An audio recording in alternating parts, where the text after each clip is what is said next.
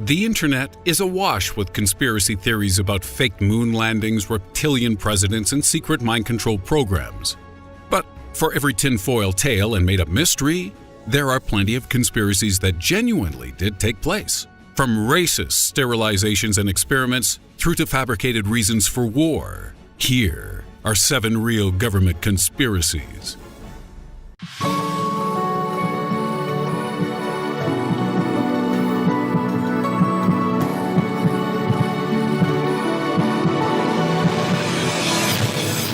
In at 7, COINTELPRO. COINTELPRO was a counterintelligence program run by the FBI with the aim of monitoring, infiltrating, and destroying minority political organizations in the United States. Any group deemed subversive was targeted and smeared, including anti-Vietnam War demonstrators, feminist organizations, Native Americans, anti-colonial organizations, and the civil rights movement. This program was exposed in 1971 when a group called Citizens Commission to Investigate the FBI burgled a Pennsylvania field office and discovered documents covering these atrocious acts. Malcolm X, Martin Luther King, and the Black Panther Party were targeted by COINTELPRO Chief William C. Sullivan, who took orders directly from FBI Director J. Edgar Hoover.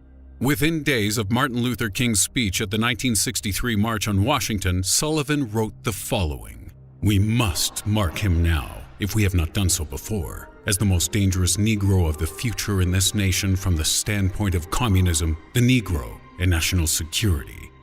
COINTELPRO's tactics included bugging and trailing Martin Luther King everywhere he went, blackmailing him with a recording of his sexual exploits, and even sending a letter to his home in an attempt to convince him to commit suicide. Number 6. Tuskegee. The Tuskegee experiment secretly infected nearly 400 African American men with syphilis between 1932 and 1972 in a program directly backed by the U.S. Public Health Service. Their aim was to see if black men coped better than white guys with the disease, because obviously that's a great reason to go around giving people a serious sexual infection. Good job, science jerks.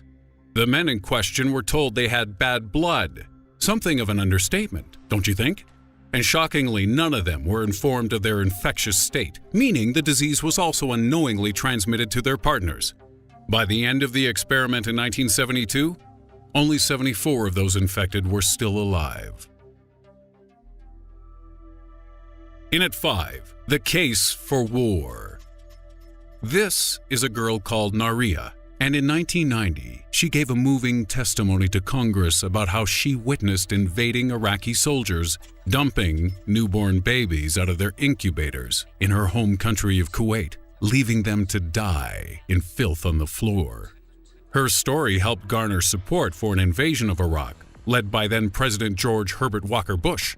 But there was just one problem with Naria's account of Iraqi atrocities. It was about as truthful as the guys caught on To Catch a Predator turning up to a kid's house with a bottle of wine and a 6-pack of condoms. "No, of course I don't find children attractive, Mr. Hanson. I brought the wine for communion. I'm a religious man, you see." "Oh, the condoms? That's going to make a balloon sculpture of our Lord Jesus Christ." It later transpired that Naria's full name was Naria al-Sabah, daughter of Saud al-Sabah, the Kuwaiti ambassador to the United States. Her testimony was paid for by American PR firm Hill & Knowlton on behalf of the Kuwaiti government. So while it was certainly true that Iraqi soldiers had invaded the country on behalf of Saddam Hussein and that babies had died in Kuwait because of the conflict, Naria's false testimony about the brutality of the Iraqi army was merely intended to be a final sales pitch to persuade America to buy into yet another foreign war. In at number 4, bad booze. Between 1920 and 1933, the United States was drier than an April Ludgate comeback after a mouthful of crackers. Prohibition was in full swing, and even though stiff penalties were in place for those who drank or made alcoholic beverages, many people continued to get wasted in secret by purifying industrial alcohol.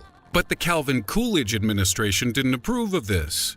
So, to persuade the public of the error of their ways, they began adding impurities to industrial alcohol to make it even more poisonous, hoping nobody would consume it. Coolidge really didn't understand what booze hounds would do for a drink, did he? 10% methanol was added to industrial alcohol, as was ammonia, formaldehyde, arsenic, acetone, and kerosene. And as a result, many people across the U.S. died, with most unaware of the new formula's deadly effects, leading one Democratic senator to call Calvin Coolidge's actions legalized murder. At 3, compulsory sterilization. Denmark, Norway, the USA, Switzerland, Estonia, Iceland, Britain, Panama. What's the link? They're all terrible at soccer? No, because Iceland clearly rocks at the moment. I'm afraid the clue was in the title, because each of these countries has at some point enforced sterilization programs on its citizens. These programs were often linked to belief in eugenics, which is the idea that undesirable people should be prevented from breeding. This label has been applied to the disabled, homosexuals, those with low IQ, and communists. But in the USA, sterilization was focused on one particular trait. Can you guess what it is? Of course you can. It's race. Between the end of World War I and 1965, 30% of all Puerto Rican women were rendered infertile, thanks to forced or coerced sterilization backed by the U.S. government. And another campaign aimed primarily at low-income women and those of color was enacted by Richard Nixon in the 1970s. Between 1973 and 1976, over 3,000 Native American women were sterilized without consent, and nearly 20,000 women, mostly Latino and Black, were sterilized in California between 1909 and 1979, a campaign which led to a class action lawsuit by working-class Mexican women who were often coerced into the procedure by doctors moments after giving birth. At 2, dirty dealing. In 1996, Pulitzer Prize-winning journalist Gary Webb published a series of books and articles in a series called Dark Alliance, where he exposed links between the CIA and Central American right-wing groups called the Contras. The Contras were assisted by the CIA in smuggling drugs for sale into the United States so that their profits could be used to overthrow left-wing governments across Central America. Los Angeles gangs, such as the Crips and Bloods, were hooked up with cocaine. And an investigation by the Justice Department and the House Select Committee found that several prominent dealers had been directly aided by CIA operatives.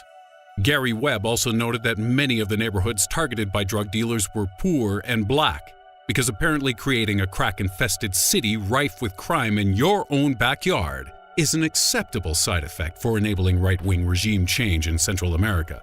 Oh, and in 2004, Gary Webb was found dead, with police reporting he'd killed himself. Except rarely is it possible for a gunshot suicide victim to put 2 bullets in their own head. The first bullet usually makes you a little woozy, at best. And number 1, The Case for War, Part 2. In the early 2000s, the UK Parliament was deliberating whether to join the US in an invasion of Iraq. But a recently concluded investigation 7 years in the making has outlined a shocking conspiracy regarding the war between 2 of the world's major former leaders, George W. Bush and Tony Blair. The report by Sir John Chilcot is hefty reading, with a 2.6 million word count covering every aspect of the decision-making process and subsequent aftermath of the Iraq War.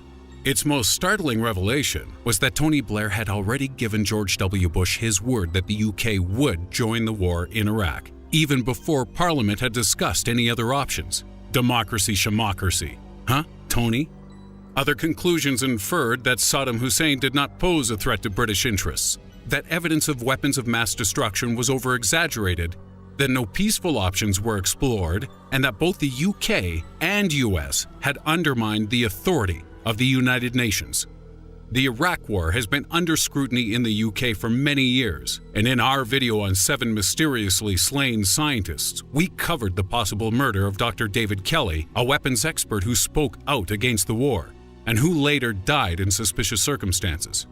It is clear that many in the US and UK governments wanted this war to take place, despite the public demanding the opposite.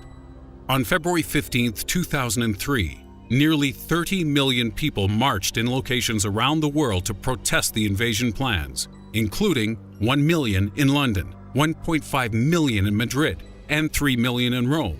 But by the time anyone took to the streets, the decision had already been made.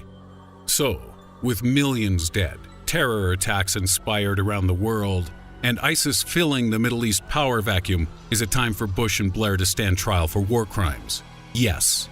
Or at the very least, they should be marched naked down the street while we all shout, "Shame, shame." So that's our list of 7 real government conspiracies.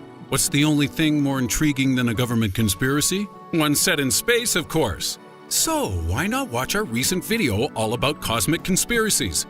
And get that image of a naked Blair and Bush out of your mind.